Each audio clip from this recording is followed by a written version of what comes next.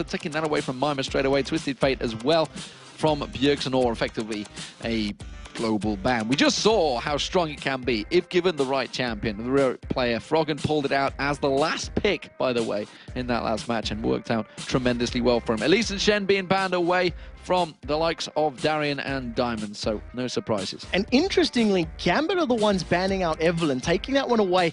When they are first pick, and we know how much Diamond actually likes that Eve, they're denying that from NiP. From Mima. Yes, he likes to play the stealthy assassin champions. I believe he likes Rengar as well. Rengar and Mima, yeah. Yes. But I'd be gobsmacked if they allow him to play Rengar in the top lane, but I'd actually be pleasantly surprised, because I still remembered Salme's Rengar in the top lane at IPL 5, where he just ran through in the actual base of the enemy. 4 people around him, and he just stealthed, jumped over the wall and said, see ya, flashed away. I was talking to NiP during lunch, and they were actually discussing different champion positions, and one of the things Bjergsen was talking about is how effective Tryndamere is in the mid lane against a Zed. And he was like, yeah, I really want to do it. My team just doesn't let me. And it's one of the situations where you do have to come to a consensus as a 5-man unit. We do see Gambit, they have locked in that Thresh, so Voidal going to be rocking out the Thresh, and we'll see if he can contest for that Thresh Prince title. Well, he's so coveted. He did say, he says, I'm kind of the same as Edward, you know. It was Big like, words. Yeah, I mean, you've thrown the gauntlet out yourself, mate. You put the pressure on your own back, and it's seeing if it works out for him. Of course, Maluna has insta-locked in Jarvan, because that is his champion of choice these days. Yeah, it's his most played champion. This will be the 5th time that he's played it out of the 21 games that they've played this split. And he's had mixed results. One half the games that he's played. We do see the AD carry of Caitlyn being locked in once again. Another comfort pick here for Freeze. And interesting to see that they've decided to go the AD carry route. Because Gambit have locked in a support, it means that they're not pressured to lock in the likes of a Nami or even a Sona, depending on what Deficio wants to play in this matchup. Yeah, a little disgusted with the Draven these days at 3.9. He's not happy.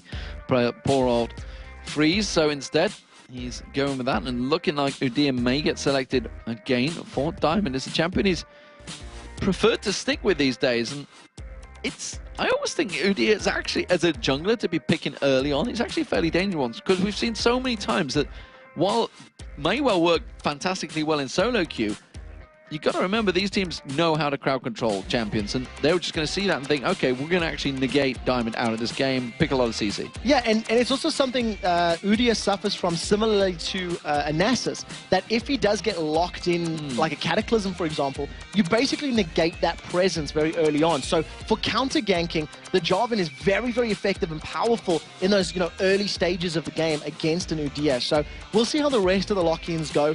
Bjergsen has basically got every single mid laner open and available to him, and we do already know the dual lane there for Gambit. So they're leaving their top and their mid laners for counterpick. They want to see what composition does NiP wrap around that we can then decide to throw in there. I'm also semi-disappointed we're not getting Karma in the jungle again.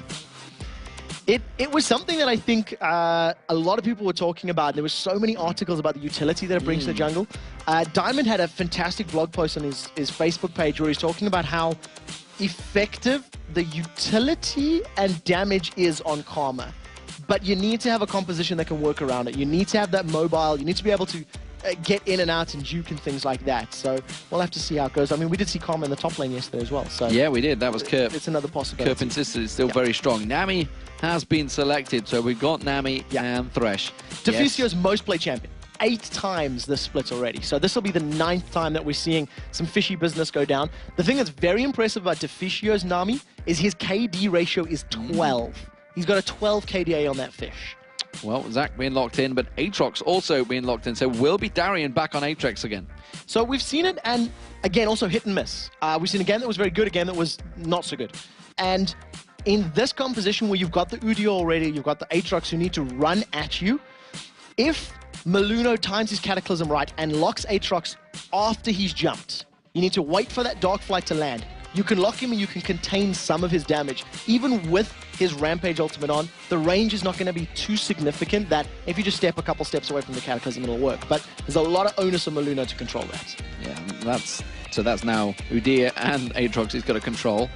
Putting a little bit of pressure on him now. Ahri, though, we haven't seen Alex Sich on Ahri for a while. I don't remember when. Yeah, Alex has been playing a lot more champions this split than we've seen during the summer split. He tended to trend towards a sort of assassin-y type champions in the spring split, rather. That's what I wanted to say. And now in summer, he's diversifying his champion pool and adding multiple layers to things that'll work and benefit. And this is a great pick against a Jarvan, against a Tidal Wave Nami, against a Zac that's bouncing all up in your face. You just use that Spirit Rush, get out of the danger zones and keep yourself safe. Well, I had an inkling that he played it. No, it was Orianna instead. I had an inkling he played it in week 1, but it wasn't. It was Orianna, and it was Orianna he played yesterday as well, I believe. His Orianna in week 1 blew our minds, where he was simply unstoppable. Yesterday, oh god, that was the one he wouldn't die in, never got a chance. He never got a chance to really shine yesterday, so that was something that didn't really play into his favor. Well, he wasn't diamond, so... not this time, unfortunately. To round out the NiP roster, they're going to go for an assassin, and they've actually decided to go with Fizz, so repeating the Fizz performances that we've actually been seeing quite a lot this split. I'm going to go on a limb and say it's definitely trending up. They were talking about actually Ocelot on Fizz yesterday as well, so just earlier on today, saying about how they were saying, oh, he's great in the team fight. Boom, locked in. Ocelot locked in. They're like, oh, okay, you're going to play him. So the thing that I love about this Fizz pickup, you've got a very telegraphed attack here from Gambit. Aatrox's going to run at you, then jump at you. Udyr's going to run at you, then Bear Stance launch at you. So if they're just running at you like that, you just put Chum the Waters down. Throw your fish on them. That slows them down. It's going to deal damage. It also works fantastically against Ahri. If you can fire before Alex can react, even if he dashes and runs the hell away. Over the charm. Yeah, exactly. But if he gets caught with a fish, the damage will land, and it's going to force Alexic out of the fight. So I think that's a very smart pickup here for Bjergsen. Well, we'll see how it works out for him. They are the players, Gambit. On your screen, Alexic with his new haircut. It's the second player to have a new haircut. It seems to be working out well for Yellow Pete so far. And the rest of Ninjas in Pyjamas, DeFrigio, as it's been known in that bottom lane, or Sunburnio, I think is probably the better choice of words, but it seems at the moment. Freeze actually over his sunburn, by the way. He was not in a good way, let's put it that way. There was ambulances called. Yeah, he was burnt to the core. In terms of Fizz, he's got a pretty good win-loss ratio, 75%. So the numbers are still relatively low, only been played 5 times. It's 80% then, 1-4, lost 1. So we'll see how this particular matchup goes. And it's going to be, the laning phase is going to be very, very important for both of these teams. And I think if NiP can get a straight-up 2v2, they'll try to push for it. Caitlyn, Nami is going to be able to have a lot of fun against Varus Thresh at the early levels. While we're having fun, I feel we need to educate the crowd right now. The German name for ambulance is immaculate. It's a Krankenwagen. Krankenwagen. Krankenwagen. It's quick, call the Krankenwagen. It's not really rolls off the tongue like, oh my God, we need an ambulance. Oh my God, we need a Krankenwagen. It's things you learn in Germany. It's just, ladies and gentlemen, beautiful. Welcome to the European LCS from Cologne, Germany. If you ever need help, that's the word you're looking for. We are live though, ladies and gentlemen. The blue team is Gambit and the red team is Ninjas in Pyjamas. And, well, we'll see how this one goes. Both these teams picked up losses yesterday, not really what they were after. And they are going to be looking desperately for one of those wins. Yeah, while we're looking at Aatrox on screen really quickly, you'll see that his passive, the Bloodwell, will start to generate those stacks based on his auto attacks that he's dealing. And as long as that little bar below his HP is red, it means his Bloodwell passive is active, and he will come back to life with that sort of GA type of ability. But if it's gray, he will actually die. So that's something to keep your eyes on once we get into these team fights. Well, they are standing on top of a ward, so Ninjas in Pyjamas know exactly where they are. Teleport was picked up by Bjergsen. I'm not sure if we quite mentioned that at the start. Teleport Ignite, no Teleport less. Ignite, yeah, not flashing at all. Nothing flashy about Bjergsen in this game. We do see 3 Ignites on the side of Ninjas in Pyjamas. So once again, they're trending towards multiple Ignites. It is mirrored by Gambit, and it basically just signals we want to fight, we want to get early kills. It's something that's definitely very helpful, especially when you've got that Ignite in your support. So while the invade was there from Gambit, oh, they are going to stick around. They're putting heavy ward presence actually around to check out that red buff. They will manage to get in there, but nothing aggressive coming out from Ninjas in Pyjamas. They were completely passive in the opening 2 minutes of this game. Yeah, very defensive wards from NiP, and I think the duo lane of that Caitlyn Nami, it does look like they're trying to match up against the duo lane of Gambit with Genja and Voidal. The one thing that I am noticing is that Alexic is not willing to play with the fish, so he's gone top lane, and Gambit have actually sent their duo to the mid. Oh, so it's going to be Zach Zmima up against Alex Ich. This is a lane that he may have played in solo queue, but certainly wasn't expecting to play here in the European LCS for Ninja Pyjamas in his second week. This is going to be very difficult for Darian to deal with in the bottom lane against the slow of Nami and the range of Caitlyn. It's going to be very painful. Mima against Alex should be a little simpler, basically because of Mima's sustain that he's going to have from that cell passive of his. Just get the HP back on each of his ability costs. What do you mean cell division? I don't cell division, thank you. I've never actually learned passives. It is a weakness. Yes! I knew one that he did, ladies and gentlemen. Only because Joe was using it non-stop the other week. But nevertheless, Diamond is going to come around and he's actually stealing away the Wraith here. Maluno is about to come check it. And he's thinking, do I go in there? Nope, because there is a big angry man, bear man pig staring at me. He had the ward there, had the vision. There's a ping ward as well they put down there to clear the vision away. Comes straight back around, and you just can't counter against a bear man pig like that. And this is really what you do as UD. You just counter the hell out of the opposition jungle, and he just can't do a thing right now. He's just had his race stolen away from it. Just walked straight in. They both had double buffs, but he just couldn't go toe-to-toe with Diamond. No, not in the slightest. And it's something that the low-level Udias are so great at doing, is the dueling. Because he's got a shield, because he's got a massive amount of lifesteal that he gets from his turtle stance, and the on-hit damage from his Tiger, it works into his favor. And it is a Tiger stance Udia that we're seeing from Diamond Prox. It's something that he's been doing more and more of over the course of the summer split. Once he hits level 4, I do expect a second point in that queue. Diamond maybe pay a visit to this top lane against Mima.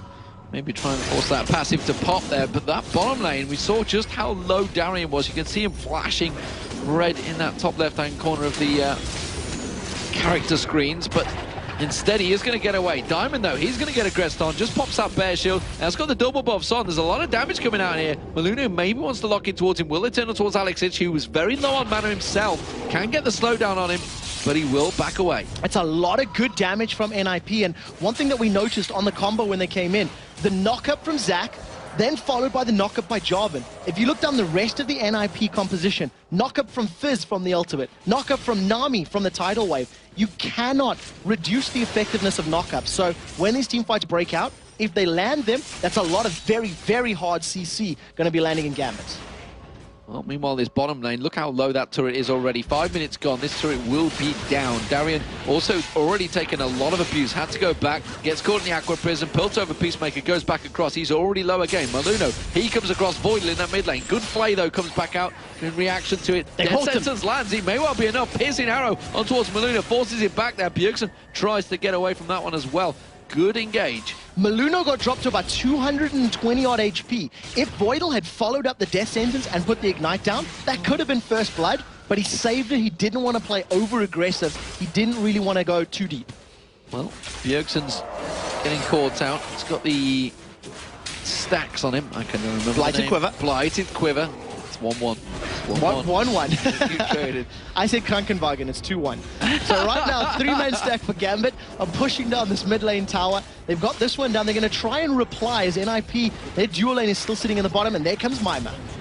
Well, he jumped across the trees. That was nice of him. Didn't engage, so there was no reason, no way to engage that one, because they had already taken the turret. So 1-1 in turrets, and Gambit are still pushing. Actually, down the bottom here, Darian is not backed off, as I suspected he would, and suddenly Defrigio have realized that and said, you know what, I reckon we could probably kill him here. So Darian is sticking to his, the abilities of Aatrox, trying to farm up with that blood price in his Q, but he's been slowed up. Bubble doesn't land, though. Yeah, they just force him to back away. They're like, okay, you want to push. We'll see how far you really want to push this one. Forced him to jump well away from that one. They haven't gone yet. They could try and zone him out here. Yeah, the one thing that we are seeing from Darian is he's maxing his E, the Blades of Torment, because he's been forced to farm from range. Because his abilities cost his HP, it's a little easier to manage it in lane. Mima and Alex have reset, and they've transitioned from the top to the middle. Basically, Alex does not want to face off against Bjergsen's Fizz at all. No, it doesn't want to be into that, and we can see that Genja and Void will make their way through that tri-bush in towards that top area. So, Freeze and Defisio, they back off. They haven't just hit level 6 yet, though, so they're just short of that one. So they're going to go back and bite. It's a BF sword coming straight out from Freeze this time around. and the Ruby Crystal for Deficio. So that is definitely going to help out Freeze in terms of the raw damage. He's got about 25 extra ahead of Genja right now. When you combine that with the on-hit damage that Nami's going to give, that's a lot of additional damage at very safe, at no cost, because Freeze's immense range will allow him to land it easily and safely. So they have actually returned back to that bottom lane, so they want to keep Darian pinned down, it seems, and maybe with that additional damage they have just picked up, they may well be able to have the poke to do that one. I'm wondering whether he's going to use the ace in the hole to try and keep the damage down. Voidal trying to be aggressive on Mima, but he's quite happy to give it back, and now Bjergsen coming across for that blue buff, perfectly timed. Yeah, I think the game's a little bit weird right now, in that Freeze, after taking down the bottom tower, has continued to stay in that lane. So if Freeze and Deficio stick around, they'll most likely be warding up this bottom half of the jungle and either pushing the tower, or instead keeping the numbers advantage and going to take an early dragon. Yeah, and it does look like Gambit wanted to react to this one as well. We see Diamond and Alexic closing in. Darian not really making any movement from the side, so this is simply harass coming out from Dan Gambit, seeing if they could get in and go, but no, that's going to be the ultimate call on towards Alexic. Diamond's going to get locked down. He gets taken down first blood. That's going to be a second one. The Ignite should tick down. Alexic drops there, but while that's all happening, the top lane had some action. Mima gets dropped as well. Darian comes back in. He picks up a kill. Can he get a second on Freeze? Yes, he will. He's going to get another one. No, Deficio is going to get the support of Bjergsen, and he's forced to back away. It was Maluna was the other kill that went in there. Darian, I don't think he's done and dusted yet. I think Bjergsen should be able to close this one. No, he's got enough to jump away from it. Blades of Torment is going to slow Bjergsen down, so they end up trading 3 deaths on the side of NiP to 2 deaths on the side of Gambit. First blade is picked up by Bjergsen, so he scored that in his favor, and Dragon was secured by Maluna, so it works out for them. It worked out very well for Gambit, and that's actually keeps them, despite the fact that they did lose that Dragon, despite the fact they lost that first blood, they are still very tight in gold. Just 300 between the two at the moment. Alexic, so he didn't have his blue buff, so luckily for him, he hadn't gone to pick that up just yet, as opposed to Bjergsen, who had picked it up. So instead, that will be gifted across to him just a moment's time. Now we do finally see the lane swap, so they were sticking around purposely for that Dragon. Now it's going to be Deficio in that top lane. Very importantly, both of the kills that NiP secured landed in Bjergsen's back pockets. And as one of, I don't want to say, you know, one of the most important playmakers, but he's definitely one of the players that is responsible for helping the team get ahead. If he can instigate people with a full combo from that fizz, it's going to make their life easier, but that one misses. Missed it this time around. Jump the waters, he's going to have to jump away. Playful Trickster in there. Remember, he doesn't have Flash as a summoner spell because he went for that teleport Ignite. But with that Playful Trickster, you can just bounce away from anything. Yeah, well played by Alexic to at least just sidestep the Chum the Waters there. The Lobster flew wide and he managed to keep himself alive. Mima is now 1v1 against Darian, and I think Darian's actually going to have a bit of an advantage in this matchup if Mima goes into fights. Darian did a very good job actually when he joined the fight eventually in that bottom lane. Did manage to get himself a kill. In terms of farm, he's doing a fantastic job. 75 to effectively 46 of Mima, so a long way ahead in that lane. And if you compare also the fact that Bjergsen's fell quite heavily behind on Alexic, this is actually not looking bad for Gambit. Yeah, and it's something that Gambit did. They started the lane swaps in their favor. NiP did not respond in kind. They basically said, well, we'll deal with it. Lane is 1-1-2. And it basically has resulted in Gambit having this early CS advantage, and it's working in their favor. Well, Freeze and Deficio back in towards this top lane, 2v2. And they're both at level 7, or should say all 4 at level 7 apart from that. No, I'll tell a lie, Deficio's still 6. Slacking. He'll be there soon enough. He's just hit 7, finally. So he's getting closer and closer to having a max rank Tidecore's Blessing, that's the E, which adds around about 70 or so damage per auto attack for 3 auto attacks. And that is a lot of additional damage. So if Genja does take some poke early, it means poke plus a bubble equals death. Whereas, if he manages to get some good piercing arrows down, that plus a death sentence will secure a kill. So it all depends on which AD carry can poke more effectively. Oh, Diamond's been spotted out by that ward. He just trotted past. There's an Aqua Prison on towards Genja. Yes, not quite the speedy combo we're used to seeing there with the 90 caliber net and the Piltover Peacemaker combo. But instead, Genja did still get caught by both of them. Yeah, and it was actually quite interesting seeing Freeze decide to go for the Piltover as opposed to just auto-attacking, because he did have that Nami bonus damage on him.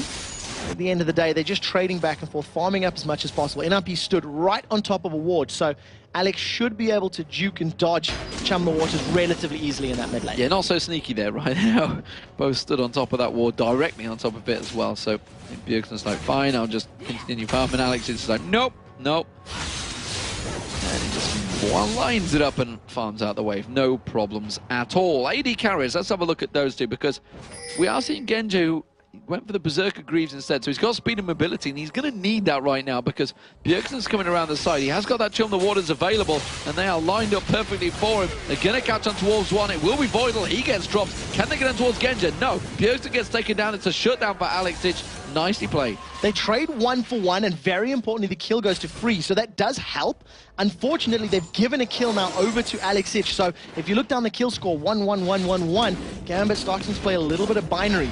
Ninjas in Pyjamas focusing on the top lane tower, while Diamond Prox is trying to steal away that blue buff. Oh, and they're going to go down towards Alex Ditch. They're sliding. Cataclysm's there. One more hit will do it, and it's going to be Freeze that takes the kill once again. While this is all happening, though, look at Darian. He's putting pressure on the middle turret. Blue buff was stolen by Diamond, so Gambit are trying to take advantage despite the fact they're being caught out in the top lane. Yeah, Diamond's doing very, very well in the jungle. He's basically spent half of his time in his jungle farming and half in NiP stealing stuff away. So as long as he can keep that presence up, he's going to be a very scary threat. Also, if you look at his build, he's picked himself up a Doran's Blade, which is something we're seeing him do a little more frequently whenever he plays Udyr. For me, Darian's art is starting to become a real problem as well. He's just been roaming around. You can see he's built up that Bloodthirster almost now.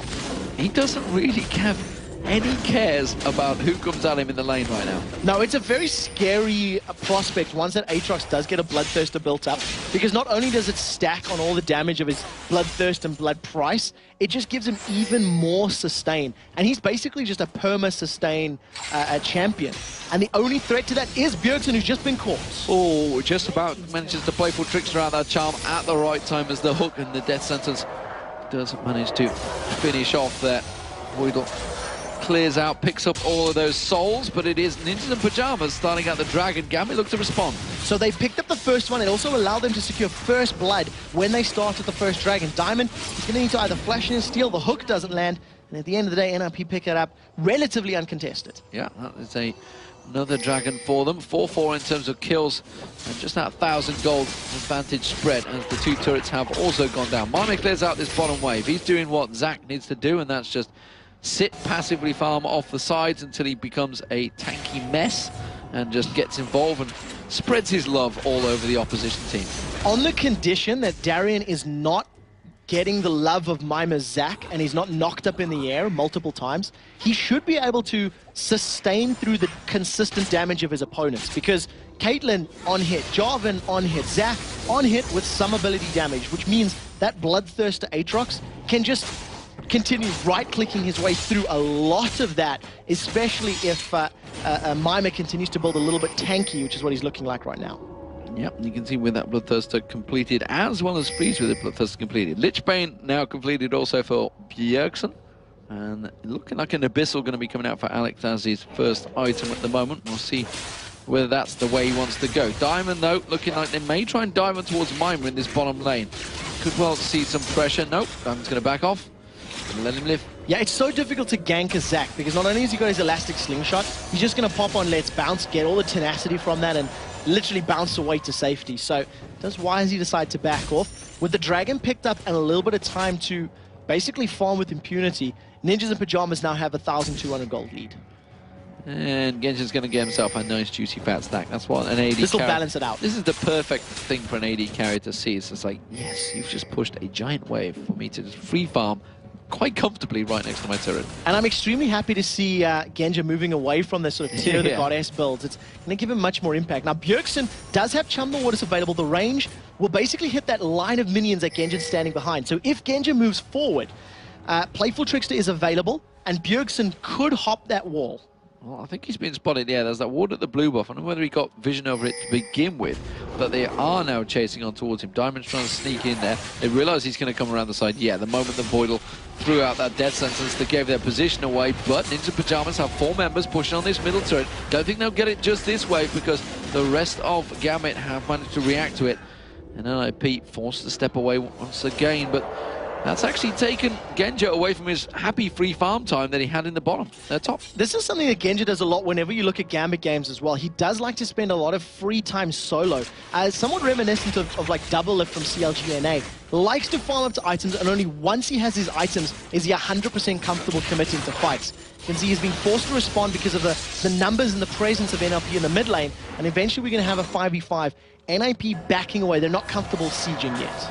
No, Bjergsen's going to push down towards the bottom, though. Maybe see if he can keep the pressure on towards the bottom inner turret this time around. Remember, he has the Ignite available. Teleport's with him. And he's just waiting to see if he can catch any stragglers. Yeah, he's looking for a pick. He knows that Gambit are going to respond to it. He knows that most likely it's going to be Genja, as you can see. Now, he's going to Playful Trickster over the wall and run into a man-bear pick not too far away. So this is a little scary for both Genja and Bjergsen. He's gone. He's left him alone, and that may well actually put him in trouble. Forces the flash out of Genja. He'll be happy with that. Didn't even use Chum the Water, so just Bjergsen's presence, you know, I'm letting you know I'm here, and I can kill you whenever I want to, is basically the message he's sending. Well, now we're going to have a smite fight between Maluno and Diamond. Do either of them want to use the smite? How desperately do they want this red? Oh, Chum the Water has come out. That's a big Earth. He just consumes Genja where he sits. Yeah, Earth just nommed himself like Genja Varus, and it looked a little too easy. Now, Diamond Prox is a little bit out of position. NiP are starting to encroach. Bjergsen's playing the perfect bait game, and they've caught Diamond. Oh, and he has to flash away, but it's not going to be enough. Cataclysm comes out, and we talked about it already,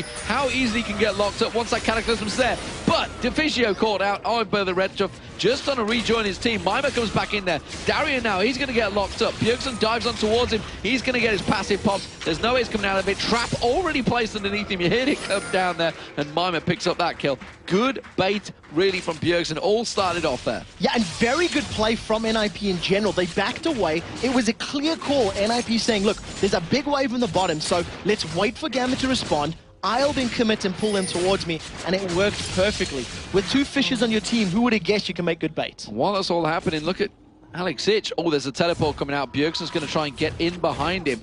So Alexic actually up that mid lane. Bjergsen will give himself away, though, because that minion wave will spot him. But look at Bjergsen. He's going to try and head him off. He's going to try and teleport and back away from this one. Is he going to be quick enough? Deficio's locking him around the side. 10 seconds on the clock for Chum the Waters. Keep your eyes on the bottom left. Now, we flicked over to Alex. He does have flash available, and the question is it going to kill? He does get a lock in. That Aqua Prism was beautiful, but he's already used the Playful Tricksters. Oh, tried to blind shot the Chum the Waters. He still has enough to get on towards Alexic, so he's going to try and go through. I reckon he might Playful Trickster through the Baron Pit. No. Bjergsen thought he'd gone around. Instead, he's thinking, well, that's about the same amount of gold in this top wave. I may just get all this. That was about 3 to 5 seconds difference. If the bubble had caught a couple seconds later, Bjergsen would have been able to land a very simple Chum the Waters, and that would have obviously followed Alex no matter where he went. But at the end of the day, they still got his flash. That's very, very important. So there's no flash available for Alexic in these next team fights, nor is the Bloodwell available for Darian's Aatrox. It's going to need another 2 minutes to cool down before it's available again. And with the Dragon up in 15 seconds, looks like Ninja Pyjamas are in good position for this one. They won't have, or will they have Chum the Waters? They may do. Teleport is not available, though, so it doesn't matter. Bjergsen's already backed off, and he's going to come back in towards this Dragon area. Ninja Pyjamas, they are ready for this one. There is a ward down the bottom. Oh, look at that. Half the hit points with Ace in the hole on Alexic. Fully stacked Bloodthirster plus a Last Whisper means that that Ace in the hole is really hitting hard. It's over 750 damage at base, plus all that armor penetration, which is why it chunks him down. Now, Diamond may consider going for a steal. He does have Smite, but I think wisely he's backing away. Darian also stepping away from that one as Mima came in, tried to steal with the Piercing Arrow, but not going to happen this time around, and that's the 3rd Dragon of the game, I believe, for Ninja Pyjamas now, as they have a 3,500 gold lead over Gambit. They're in a very good position right now, and I think they're playing their composition well. They do have good team fighting power with a Zac and a Jarvan, and if you can lock multiple people in Cataclysm and bounce all around with Zac at the same time, that's a lot of damage.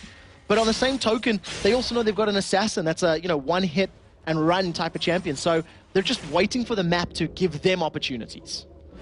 So we see Bjergsen head back in towards that top lane. He's going to clear out, continue the farming spree that he's doing, but it's not quite the spree that Alex has been happily having, and not the spree that the two AD carries have having. Freeze is a long way ahead. We actually see a little bit lower CS numbers across the board, and I think it's because of the slightly stranger lane matchups that we've seen in the very early stages of the game. Yeah. So that meant those first 10 or 15 minutes of, I use the word very loosely, safe farming, was a little disrupted for both teams. Freeze is not afraid to use that ace in the hole as a simple, we want this objective, so please leave now kind of signal, as he throws that one down. Bjergsen found himself a Darien, there's no jump away. And he's just used it, yeah. Chum the Waters goes straight in, that's just going to be massacre. That wasn't even close, it was like fishing. Ironic that you say that word, because Massacre was just thrown on by Darien before he was killed. Now Mime has been caught by a charm, and Alex forced a little bit back from the auto attacks there of Freeze. Well, they do have Bjergsen coming in around the side, of course, with that double buff on him. And the brilliant spot, instead he goes in. No blue buff to steal away. He can just keep free farming in that top wave, because Darian's just proved that he can't actually go 1v1 with him now. Not at all. Those double null magic mantles not even playing into his favor. We do see that Mime was charging his slingshot. I don't think NiP are comfortable enough to tower dive, and with the fact that Bjergsen is putting so much damage in this top lane tower, they don't need to play risky. They don't need to overstay their welcome. And that will be the first inner turret of the game going down. It's going to be, yes, his second one, isn't it? The bottom one's down as well. Yeah, they got that from the previous team fights. Yes. Yes, so the second inner turret of the game going down for Ninja Pyjamas. They've yet to touch his mid one, though. That will be the next focus of target for Ninja Pyjamas. But we see Bjergsen, he went back to buy. Stacks himself out. That's Zonya's Hourglass now on him as well. He is going to be annoying in the next team fight. Yeah, to say the least. Not only is he untargetable with his E, he's going to be untargetable with that as well. And I think on the side of Gambit, we've got a double Null Magic and a Ruby Crystal for Darien, as well as a Null Magic and a Ruby Crystal for Diamond Prox. They may be going for a double Aegis of the Legion Runic Bulwark build. And it's not available on 3.10 anymore, but if you build it now on 3.9, the two people that own the buff gain double the statistics, whereas everyone else will only obviously get one of the auras. Well, Darien doing what Darien does, and he's just continuing to split push and try and drive home that top area. Gambit, the rest of the team trying to give him support, offer him help, and try and get in towards that top turret as well. Alexic and Diamond up there. Voidal following behind. Genja's going an incredibly long way around instead of the rest of his team. Not too sure why he went that way, but nevertheless, Gambit will get this turret. Yeah, Ninjas and Pyjamas, they're going to have to react now if they want to fight for it. Now Gambit had the numbers and needed a couple more auto attacks. They decide to play safely, and it's because Bjergsen was down in the bottom lane. So without Alex there for the charm and the burst damage that Ari offers, they backed away. Genja, because of his extremely long hike around the Baron pit, he wasn't able to get those last couple hits. But nonetheless, the next time they focus it down, that will be a very quick tower. It always interests me why, when they do moves like that, why he didn't just follow the rest of his team, like his support player maybe, or the tanky Bearman Pig that was with him that would have done the stun work for him. It's a question we'll have to pose to them the next time they're on the interview couch. Yes, not too sure. Oh dear me, they're gonna. Oh, Chum the Water's completely missed. Ooh. Earth, unfortunately, not a happy camper. He's tasted Genja once, unable to taste him the second time round. Now, Dragon shouldn't be too far away from respawning, so it'll be up in the next sort of 2 or so minutes. I would imagine that vision and control in the bottom half of the map is going to be testament for NiP. They've taken 3 already, and they're looking to make it number 4. Red buff goes to Genja, and this is NiP. They are closing this one out slowly. They're not in any hurry, and well, they have a good lead, and they have a pretty good late game team, but it's not the greatest. Now, while we see Mima maybe thinking to jump on Darren, if somebody else responds, he may go for a kill. Instead, he's just going to push him away. Let's take a look at the gold numbers right now, because not only is it a 5,000 total gold, but you can see that Darian's sitting on 1,700. Alex is sitting on 1,500. So that gap is actually even wider because effective gold has not been spent. And we do see that numbers were a little bit higher for a few more of them, but in the last couple of seconds, Diamond Prox has picked himself up that Aegis of the Legion, and Genja has secured himself a last Whisper. Well, Alex will tick up that blue buff, and now actually the mid lane's been a little bit exposed here, and Ninjas and Pyjamas might be able to get themselves onto this one quick sharp if Gambit don't react. Just hit the turret! There's no one there! I think NiP are just playing this very, very safely. They realize they've got a lead, and they don't want to overstay their welcome. unless they're 100% sure. And when you consider that of their team's 8 kills, 5 of them is on Bjergsen, and Bjergsen's not there, you can sort of see where the hesitation comes from. Yeah, it's actually been Bjergsen that's been taking down the turrets as well. He is the turret pusher, so let's hope he's going to keep pushing down and taking that inhibitor turret. That seems to be his focus target. The rest of NiP, now that Genja is not there, they're going to go for it. They're going to drive in there. Will it be enough, though? Slingshot charged on towards it. Mimer's thinking of launching. Bjergsen's heading in actually from the side as well. No, not going to go for it instead. They're just going to buy time because look at Bjergsen. He's almost on the inhibitor turret. So he's going to carry on pushing that wave down. The 4 members of NiP, they're using the elastic slingshot as a deterrent. It's basically saying we could pull the trigger on our globule nuke if you stick around long enough. And it's forcing Gambit to back away every time Mimer starts to charge that up. He's realized that Alex came back, but he's kind of stepped away from this one. They're going for Dragon. The bait is there. Now he's actually on the inhibitor turret. Now he flicks away. Playful Trickster again. He managed to get 1 hit there, but the rest of Gambit, they know that he's not there. Of course, does have teleport. Dragon picked up. 4th Dragon for NiP. Piercing arrow just a tiny bit late there from Genja. And actually may have been able to steal that one away, but instead, they just miss it in the last couple seconds. And NiP just continuing to slowly strangle the life out of Gambit here. They're controlling the waves, they're controlling the lanes. They're finally going to get some damage down on the tower. Slingshot is charged, and Mimer backs away once again. Aqua Prison not quite finding the target right now. Oh, actually, Darien going aggressive onto Bjergsen now, launches himself in. And he's thrown his ultimate down as well. So Massacre is up for the next sort of 8 or so seconds. They're going to wait for that to wear off, and that's a very big bonus here for NiP if they want to pick a fight. See whether they go for it. They may well realize it instead. Bjergsen hops, skips and jumps, and he's going back across towards that top lane. He wants to keep the pressure on towards the inhibitor turret while they happily, I mean, this is an outer turret, so NiP happy to stand the ground here because they've got easy defensive fallback. Now there's not much that not much Gambit can do outside of landing a good charm or a hook. That's their ghost signal, whereas with Bjergsen coming in from the back, if a Chum the Waters lands, this could be it, and there they go! There they go. The Aqua Prison finally finds its home. It's Diamond Procs they land in. Mimer comes in. Let's Bounce is there. Chum the Waters has been thrown out. That manages to land. No, it misses its target. Balluno has to flash away from that one. Mimer gets back in there. Bjergsen does get taken down. It's a great turnaround for Gambit. You get to see Alex Inch, he picks up 1. Mimer gets away with it, though. It was a 2 for 0, and it was Gambit that came out on top. The tower still stands, and NiP were a little bit half-hearted in that engagement. A couple of guys dived. A couple of guys stood back on the tower, and they just got split up completely. Very luckily as well, Genja used his flash and his barrier to stay alive and got a very good chain of corruption, locking up members of NiP to prevent the continued chase. So, the siege not working out like they planned it there, Ninjas and Pyjamas. And while they had their supercharged fish flying through the air, the shutdown bonus gold was given across to, I believe, Alex Itch, and probably not really, no. It was actually... Yeah, it was Alex. It was Alex. Plus 432 gold for taking down Bjergsen. So that's allowed him to finish up that DFG. He's going to be able to at least burst more targets down if he lands a good charm in the not-too-distant future. And Voidal has got himself the Oracle. He's starting to clear out the Drub Baron. And we said this before too many times. You can't give Gambit little details like this. They will start ripping your limbs off if you just give them a little scent of blood. Give them a finger, they'll take an arm, is the traditional. And right now, they're still 6,000 gold behind, 5,000 gold behind, rather. And they're still at threat of being insta-gear, but Bjergsen has missed both of his previous Chum the Waters. This one, however, gets flashed away, but nevertheless, flash burn, that's a successful use. Another flash burn. Oh, piercing arrow lands. And they're back in the middle. One of the things that's very good for Gambit is their line wave clear. Blades of Torment there on Aatrox is maxed out, deals a lot of damage. Orb of Deception, true damage on the return flight, as well as that piercing arrow from Varus. That means that those minion waves, as long as they're conga lining up, just get destroyed very, very quickly. And you can see now it's actually Gambit that are actually starting to pull the driving force, starting to push them out. While it was sitting on the turret a moment ago, they're actually pushing those waves out there, and it's bought time for Genja again to be off down the bottom, taking away the golems. Big wave in there. They may, just may, finally start split pushing themselves and giving that little bottom turret a nudge. Yeah, it's definitely something that's on the cards for Gambit. We've seen Darien doing a pretty good job of it in the early stages of the game, but since this, I mean, this has been 7 to 10 minutes in this mid lane where we've been trying to get the tower down as far as NiP are concerned. Darien's just been forced to use that line missile of his to control the wave and stay in a good defensible position.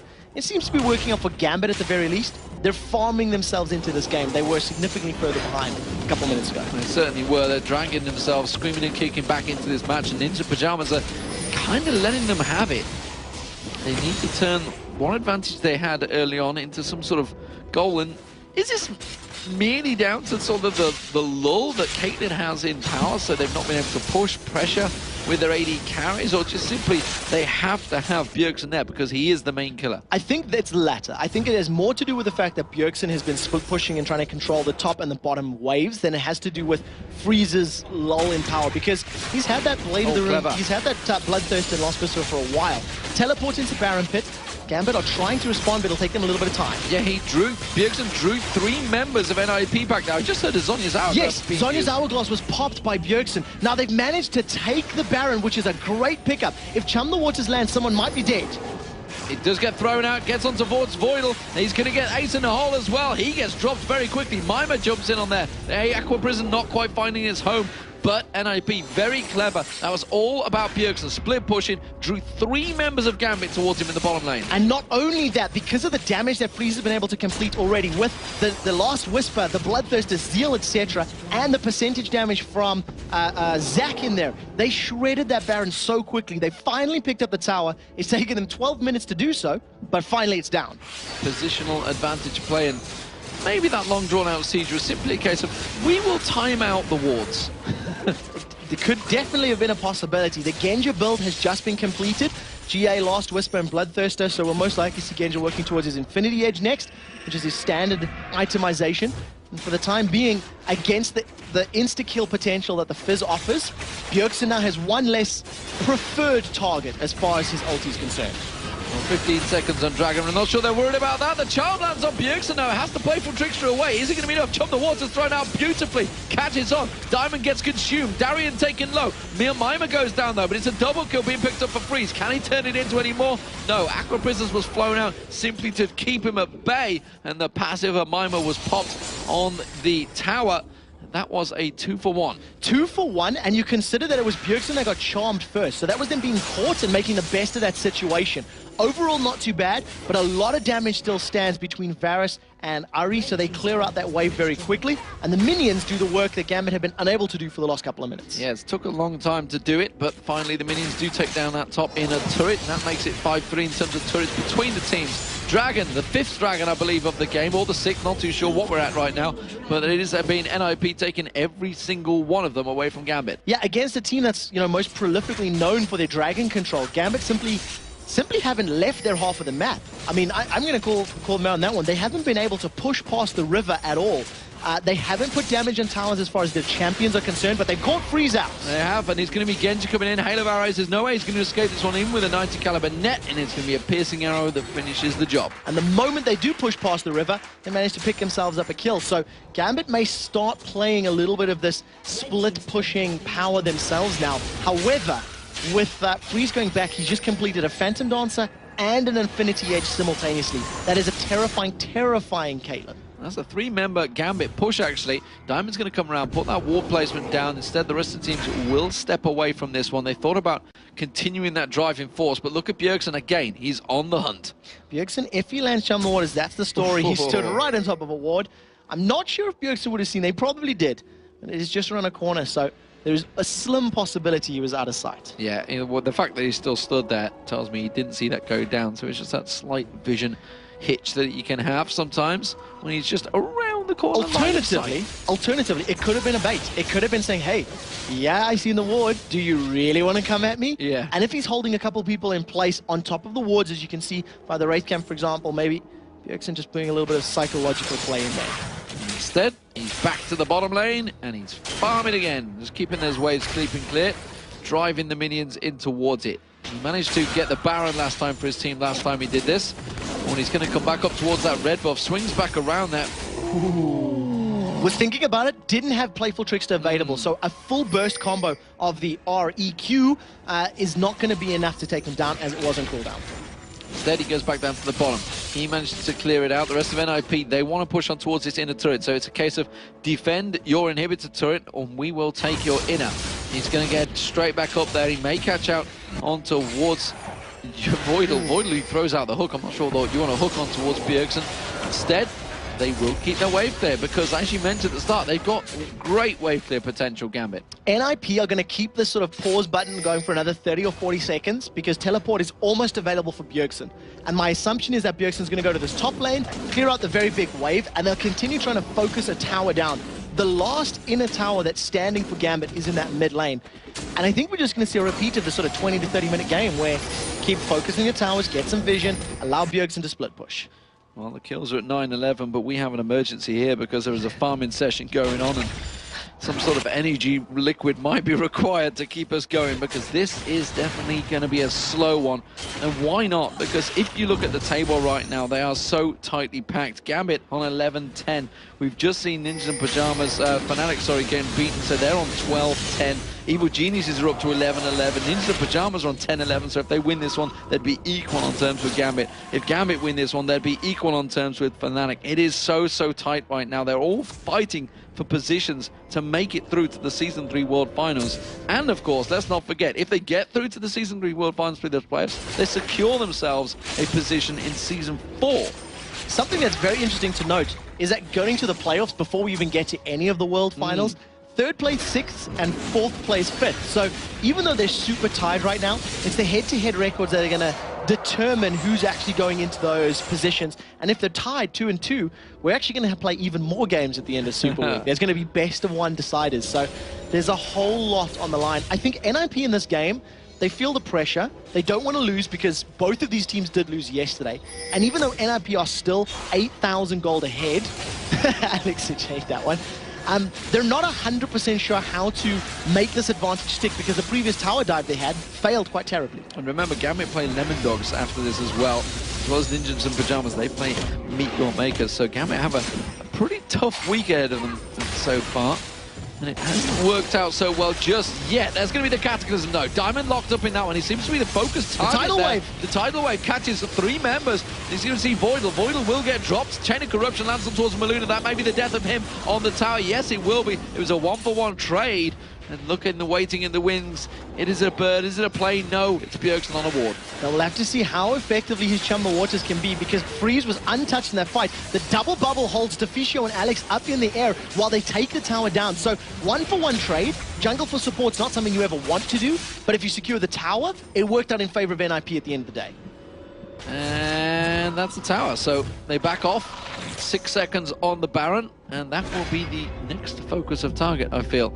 And Gambit already trying to push out. They need to get some ward placements down there. They don't have any coverage whatsoever of that ward area, or the river, in fact.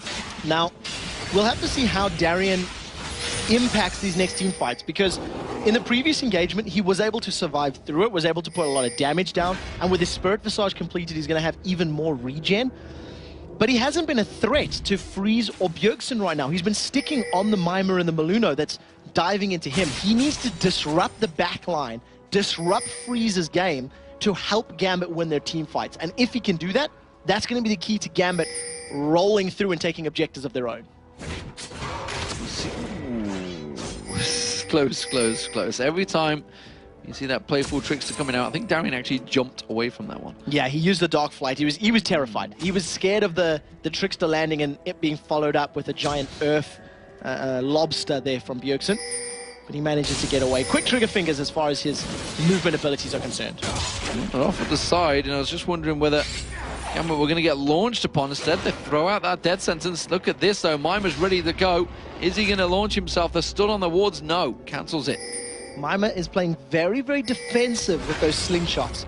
Now we do see Maluna on the other hand. He's got Cataclysm. He locks Diamond Prox in. And Diamond Prox is going to get caught. Aqua Prism's in there as well. Let's Bounce comes out from Mimer. That's going to be Diamond Prox taken down. There goes Alex Hinch. This is trouble now for Gambit. You see Genja, he gets slowed down. Chum the Waters will catch him. Guardian Angel's not going to save you here. That's for damn sure. Darien also getting locked in. You can see Freeze is getting around the side there. He was the focus target, manages to get away. Turns back in there, gets sniped out. And that's going to be another kill. Darien goes down. That's a double for Bjergsen. It's a 4-0. Great engaged by Ninjas and Pyjamas. Yeah, brilliant play indeed. And we were talking about in the Champion Select how Udyr can be cancelled by Cataclysm, how he can be controlled if you lock him in a cage. And that is exactly what Maluno did.